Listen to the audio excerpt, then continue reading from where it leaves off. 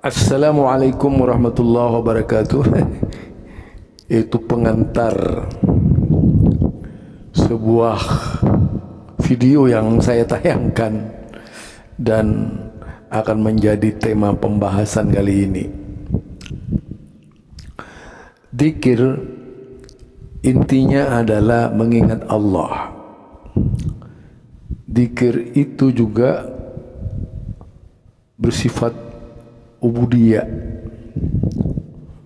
karena tujuannya agar lebih memantapkan iman yang kita miliki, di samping mengingatkan kita untuk senantiasa tergantung kepada Allah.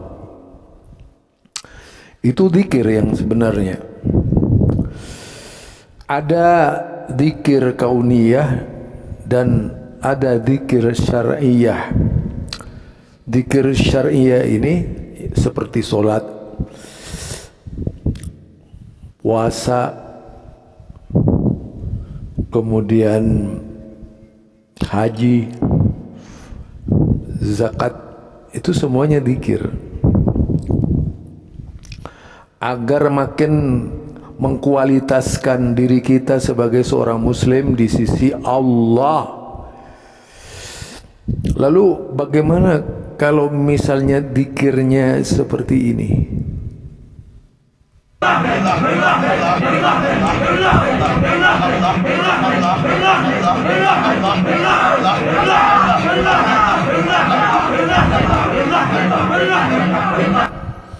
Nah, dzikir seperti itu jelas tidak ada tuntunannya dari Rasulullah sallallahu alaihi wasallam.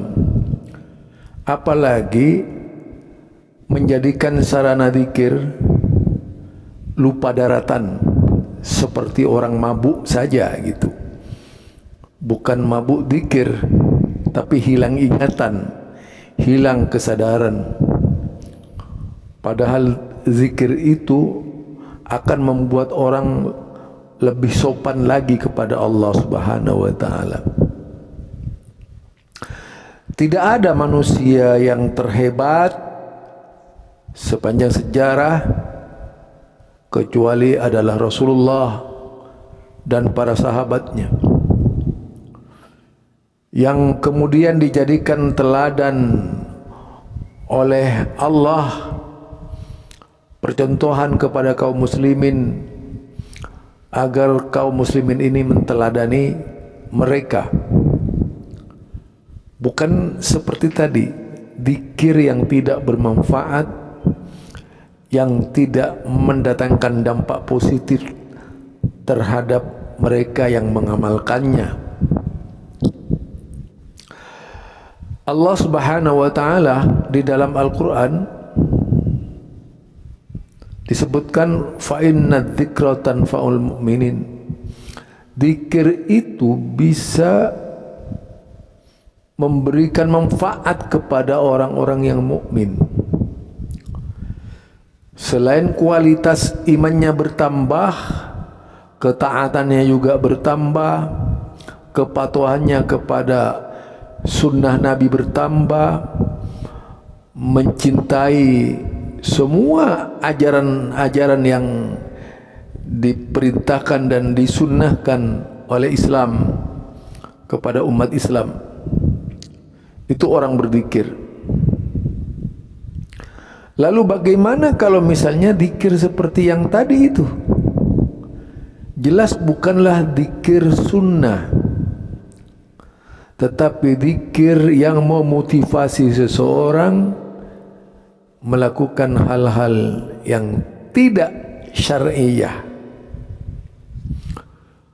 Lebih banyak lagi mengubarkan semangat berbid'ariyah.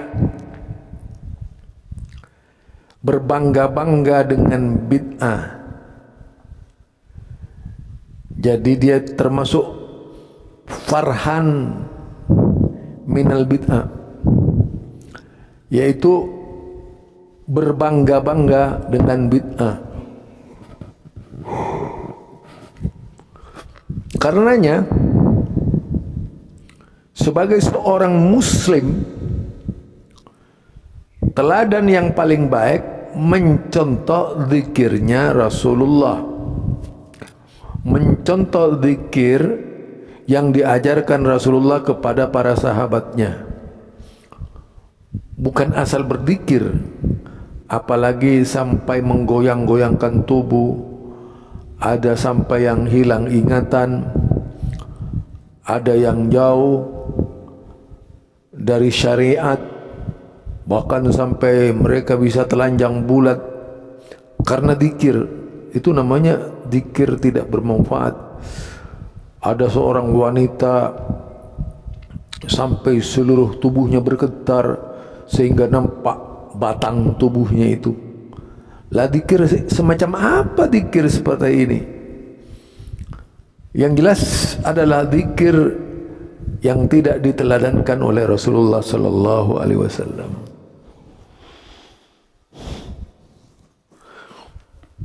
Karenanya berzikirlah kita sebagaimana diajarkan oleh Rasulullah sallallahu alaihi wasallam. Zikir yang datang dari Nabi Muhammad sallallahu alaihi wasallam. Zikir-zikir yang ma'thur,